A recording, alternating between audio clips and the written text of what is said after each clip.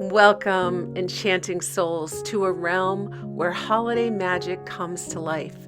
A place where the air is infused with the sweet scent of gingerbread and the twinkling lights dance in harmony with the joyous melodies of the season. I'm thrilled to have you join me today as we embark on a whimsical journey into the heart of a magical miniature Christmas village. Picture this. A world where tiny homes are adorned with icicle lights, snow-kissed rooftops, and miniature inhabitants bustling about in festive cheer. It's a place where every cobblestone path leads to enchanting surprises, and each storefront hides treasures waiting to be discovered.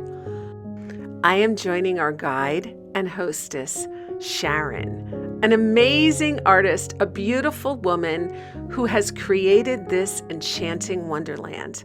And together, we're going to explore the intricate details of this magical village that captures the spirit of Christmas in every nook and cranny. From quaint cottages to bustling marketplaces, this is a place where dreams are spun from the delicate threads of holiday magic. So gather round, my fellow festive enthusiasts, as we unwrap the enchantment that awaits us in this extraordinary miniature world. Prepare to be captivated, inspired, and filled with the warmth of holiday spirit as we delve into the heart of this magical miniature village. Let the journey begin.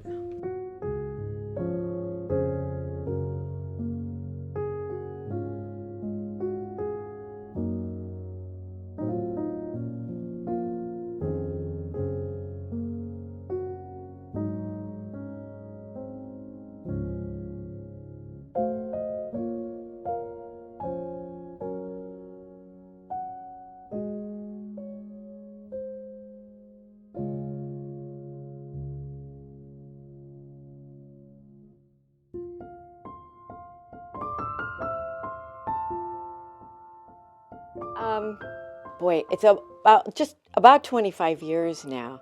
And this house started everything. Okay. And actually it was just these two rooms.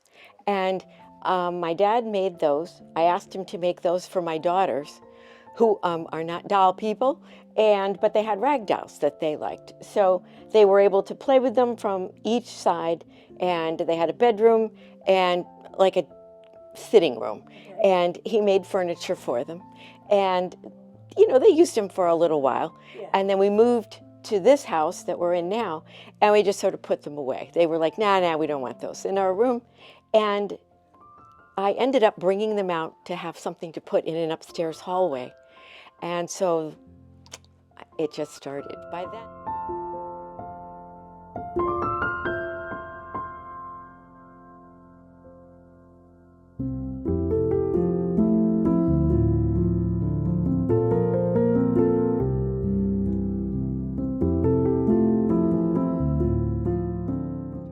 then, I had a few pieces of, this is 1/6 scale furniture, and I had a few pieces, so I started replacing some of what Dad had made and had him make 2 more rooms, and I thought that would be it. And so he angled one roof, so we had 4 rooms together. And yeah, this is what has happened since. I was forever drawing plans and driving over to Weathersfield to my dad's house saying, would you like to make something else? And my mother would be like, but she always liked it when it was done. And so these are all room boxes that we've put together over the years. Yeah, it was very special. We had the most fun, I think, doing that. And he'd always, be clicking his teeth and going, I don't know if I can do that. And I'd be like, sure you can. So, and then I would take the box. He'd bring the empty, the box that would be wooden, and then I'd paint and wallpaper or stencil or whatever. And we just kept going.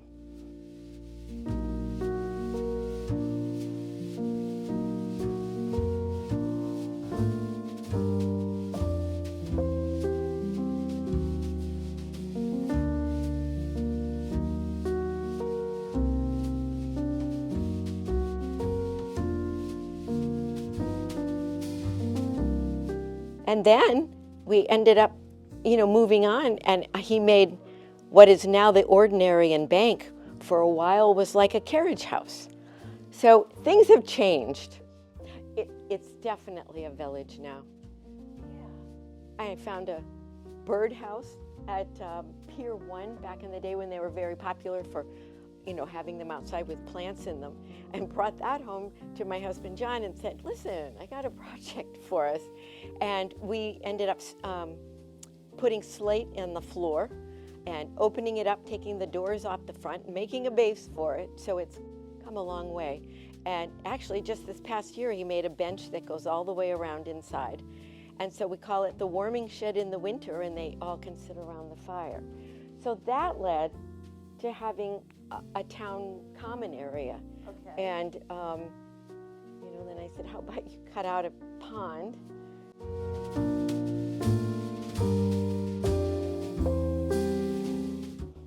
And in the summer, we have 4th of July here, and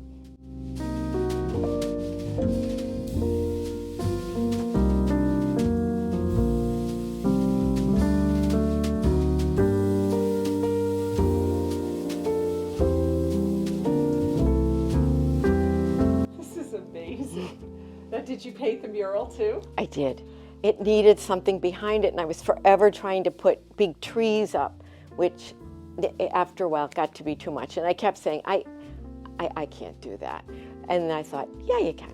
So I started, just doing one section, and then added another section, and it just sort of now goes around. But it gives it a good backdrop. Wooden Haven came about because I did not have any dolls for the house when I began. I just couldn't find anything that was really the right scale. And I have to say the 2 boxes I had my dad made are an odd size because they were going to fit in a spot in the girls' bedroom. One day I was at Sturbridge Village, and all of a sudden I came around the bend, and there was actually this doll. This is Patience. And she's 13 inches tall, and I couldn't believe it. I picked her up and thought, oh my gosh, she's perfect. And brought her home, and she was. And then I went back because there was a male doll, and I brought him home. And and then there was, that's how the family began. And in the meantime, I found an old wooden penny doll. I learned about wooden penny dolls. They were, very cheap to make, and like farmers could make them from scraps of wood for their daughters, who would then use them to practice their sewing skills.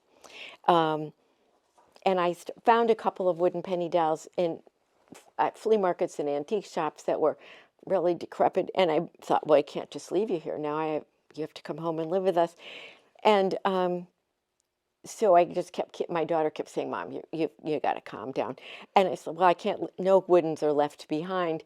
And because they are called wooden penny dolls. And so we went, let's call it, Wooden Haven, because it's a haven for all wooden dolls. So now we have way too many to live here, but that's okay. Wow. So that's how that began. And then I learned about Nancy Castendike from Sturbridge, who made Patience, and William, her husband. And then I found also at Sturbridge Village, in the little case there where they had jewelry and things, they had small dolls for a regular dollhouse size. And these are made by Eric Horn from England. Okay. And so I used these as the children so that they could have a family. So that's how, so I then learned about those 2 makers, but that's how the name came about.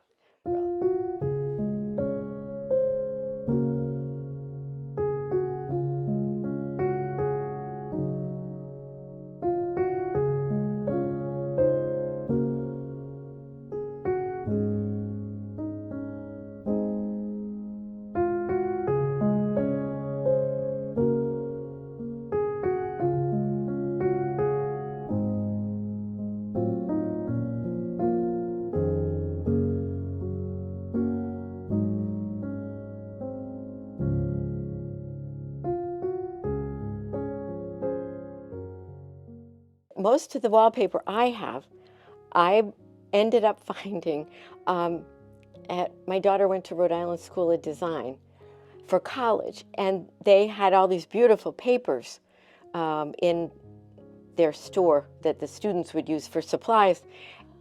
And I ended up finding wallpaper there that were made in Italy. And then also at the miniature store at the Train Exchange in Manchester, they had a huge section for dollhouses, the 1-inch scale dollhouse. And they had a lot of wallpapers also. But the ones that were a better scale for this house, I bought at Rhode Island School. Furniture. So, yeah. Actually, well, my dad did make me the bed and the armoire for this room. This piece is made by James Hastrich, who lives in Kennebunk, Maine, and is very famous for making 1-inch scale furniture, and he makes 2-inch. And he's called in, as he was for this piece. This is from, well, I'll say it in a minute, but to look at the painting on it and to recreate this in a small scale. So I had met him and talked to him about it, and he showed me what he had in the 2-inch scale. So this is a piece from him that's very treasured. Yeah. So this is all considered 2-inch scale housing. Yeah. So they actually make stuff like this for 2-inch. I'm always amazed, and I just find things and go, why? I mean, meaning what kind of dolls were their children have that they would make things for? You know, and then I found this chair. I found a few chair makers now, because chairs have been the hardest thing. Okay. And this was a chair maker that made these two. And recently I found, I have a thing for Windsor chairs, and these are by Richard Grell, and he's famous for his Windsor chairs for people, and I had no idea that he made them in miniature. So the past year I've become, you know, quite a supporter of him, because really the scale is just really hard to find, you know, the right thickness. Yes. Things can be just too heavy.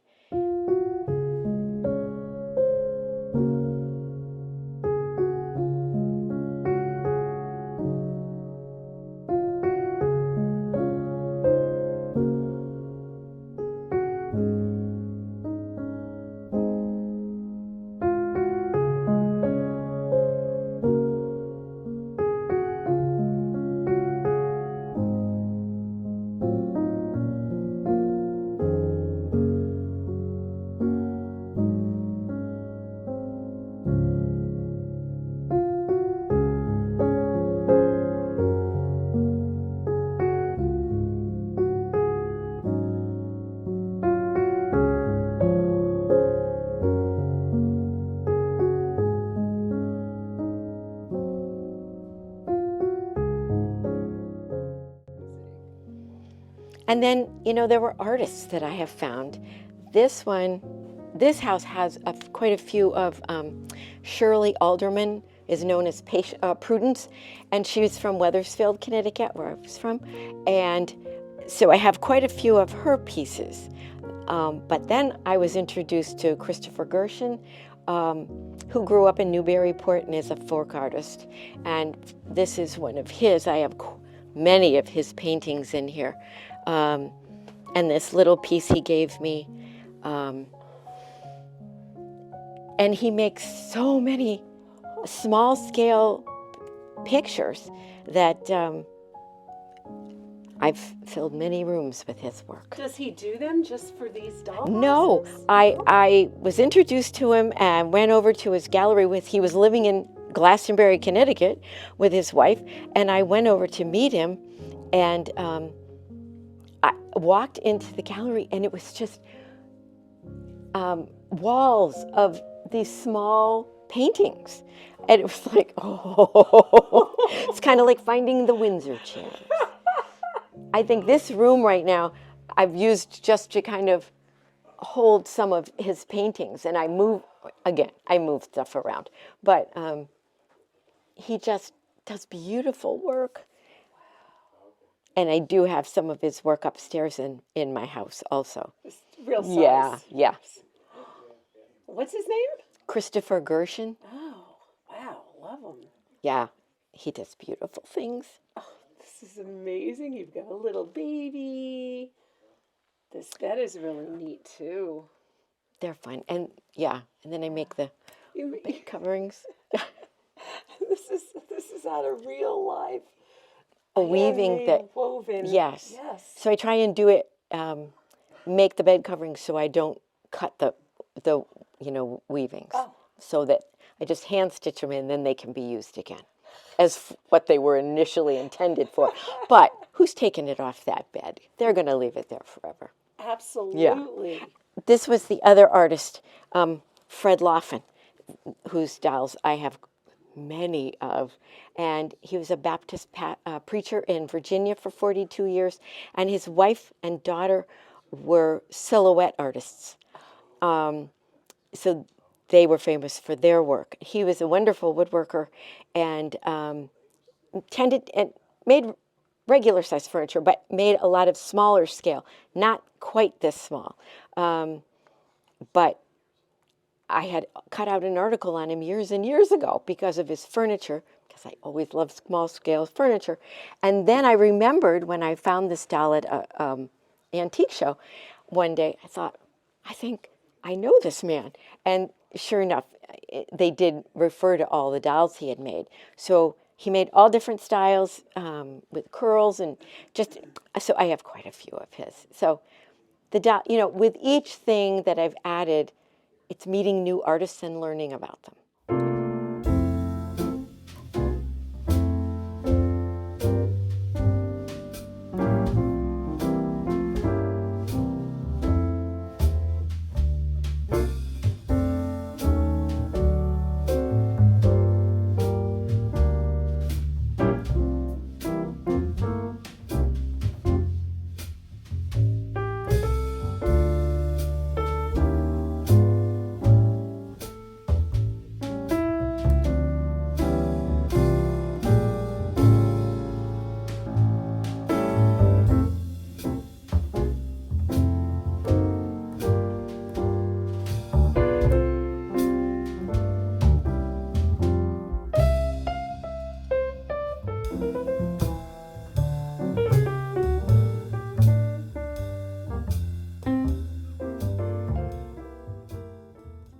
I saw part of this from here up.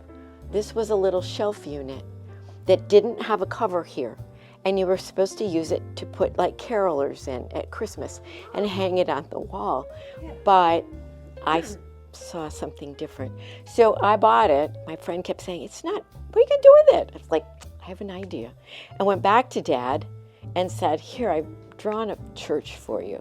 So this is a separate piece he made, and then we put it on top of the church. And there's an organ in it. No. Yes. Oh my goodness. And it doesn't always come on easily, but actually usually it comes on and then I can't get it to go off. But it actually plays. Where's the...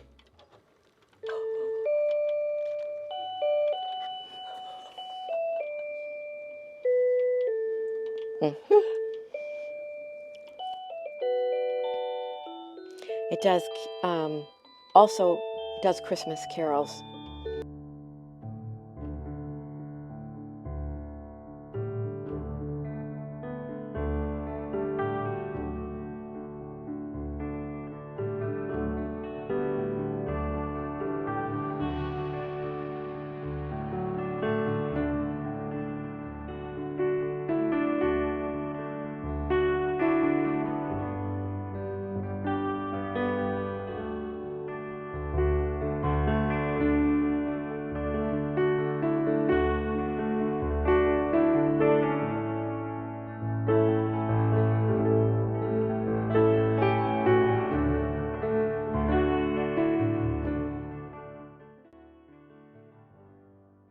We were in Williamsburg for an art show with my daughter, Melissa, and I was at the Bruton Parish gift shop, for the Bruton Parish Church gift shop. Okay. And I walked in, and the shelf behind the checkout was this little organ. And I was like, oh my gosh, I would like to see that organ. And the elderly ladies there looked me up and down and said, what are you going to do with it? When I said, I'm going to take this. And they were like, she was like, what are you going to do with it? Said, I'll be right back. So I ran back to get my bags where we were set up with Melissa. And I had brought my photo album of pictures of the village. And I went back and said, here's the church, and this is where it's going to go. And she started to squeal for all the other ladies to come out from the back room. And they all came out and gave me the thumbs up that I could take the organ back. Now the pews, I had little white benches in there that I was using. And one day I was on eBay, and there was a church pew, and in the exact size I needed. And when I read the description, the lady said they were cleaning out, this was in the Midwest, they were cleaning out her grandfather's barn. None of them had been in it in like 50 years. And they found a box and they opened it, and it was full of these little miniature church pews. And she had like 9 of them. So I texted back and said, well, I'm buying the first one. Can I buy a few more? And she was like, oh yeah, please. So I ended up with real pews. And they have no idea why the box was there. If it was the grandfather that actually made them, they were just there.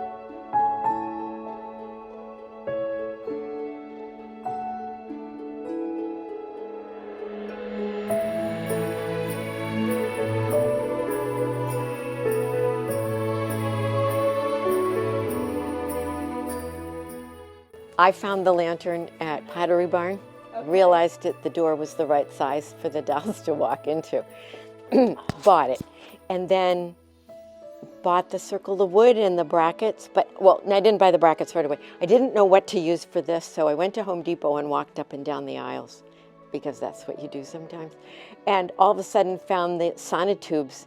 I didn't realize they came in such a wide width, and I was so excited, and the man said, "What are you going to do with this?" And I said, I can't even explain it to you. Just let it go and don't pretend you didn't ask. So it really went to the floor, and nobody ever noticed it. Once it was finished, nobody noticed it. And then one day, this was an old dry sink we had upstairs that we weren't using anymore. And I turned it around for some reason and went, "Oh, it's a house." So John helped, and we, cut the back and made the sonotube fit inside, and now it gets noticed a lot more. And now there's room for the family to live.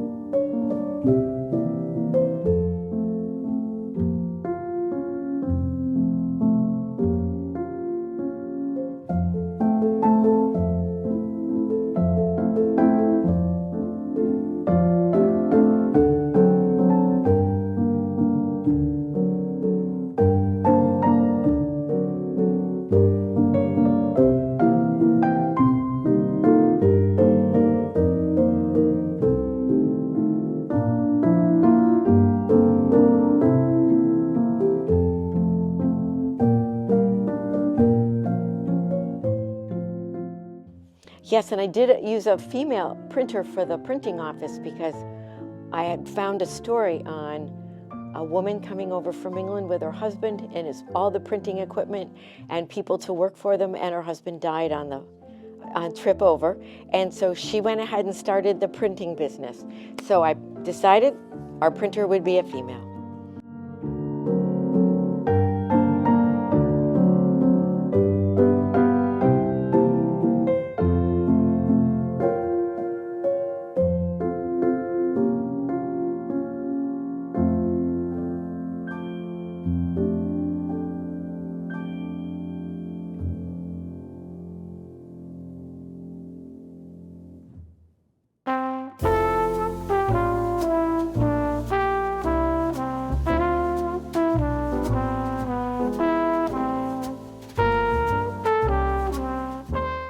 The staircase was from Pottery Barn, and it was something you would just sit on a table, like an architectural piece. So I knew I would use it someday, so I just sort of put it away. And then I went, got it, so cut it off the base and made it fit into the ordinary, so they have a way to get upstairs.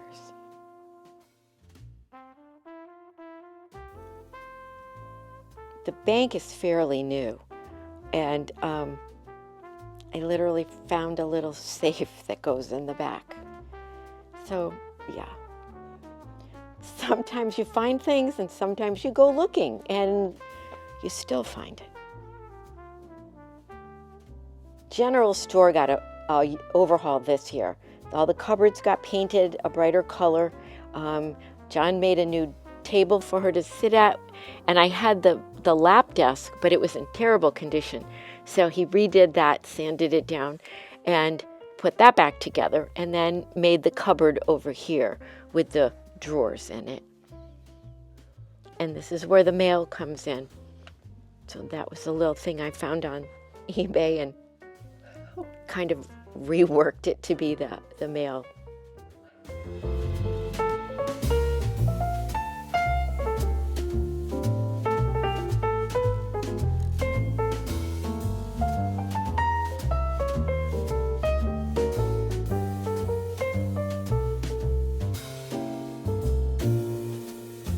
Arthur Wooden is our lawyer.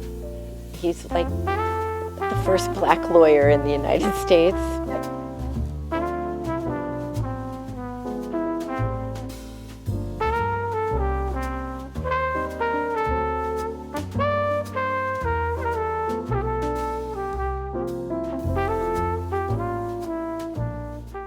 So this is Charity Chestnut. Mostly they've got like names of trees. The doctor is Silas Willowbark, because willow bark was an early form used for medicines early on. Really? Yes. So, you know, the people that that run the general store are the Elms. And this is the Millenary. And so this is Millicent Mulberry's Millenary, because we like alliteration too.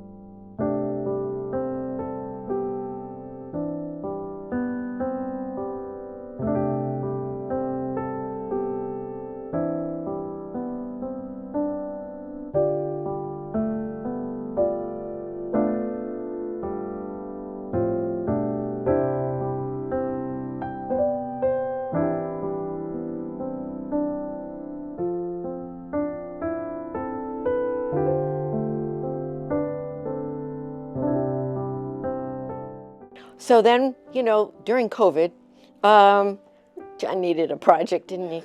And so he built the farmhouse and barn, and then we have the sheep. So it's a sheep farm.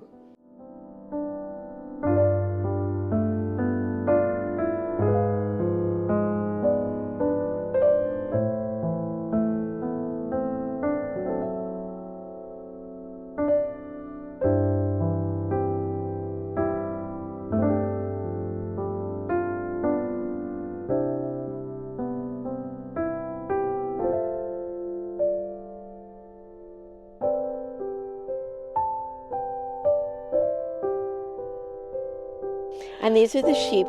All but a couple are, this end, poor guys. These are all handmade by different people.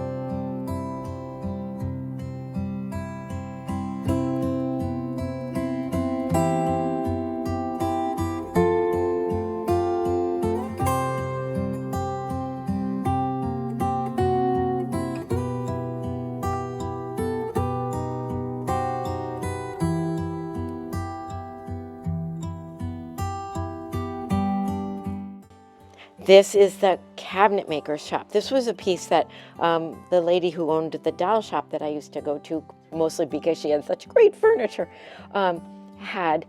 It was purpose for another kind of toy a long time ago, but this is Jacob, and he's making a wooden doll. He's getting ready for Christmas.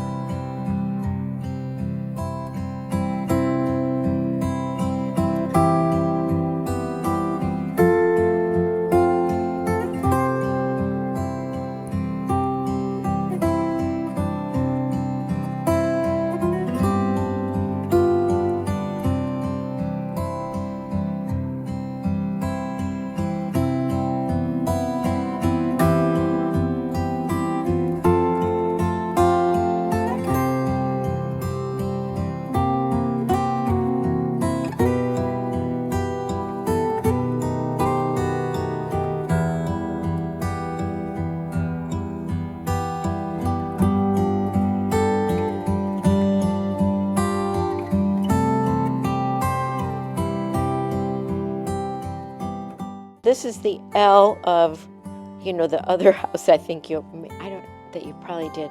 And this is Danvers. He's a photographer, and this is Mercy. She's an artist. And you can tell when my granddaughter Ellery and Rowena come, daughters, they always do pictures for me and leave them for her because they're good artists also. And so usually in the summer I made him a traveling wagon, and he can go. He's a traveling photographer, painter. Mercy goes with him, and they set up and paint or do portraits of people. So now in the winter, they have the room off of she's the sister of the lawyer, in case, yeah. So they live out here. So he's doing the photography. Again, the photographer came about because Buyers Carolers had the photographer.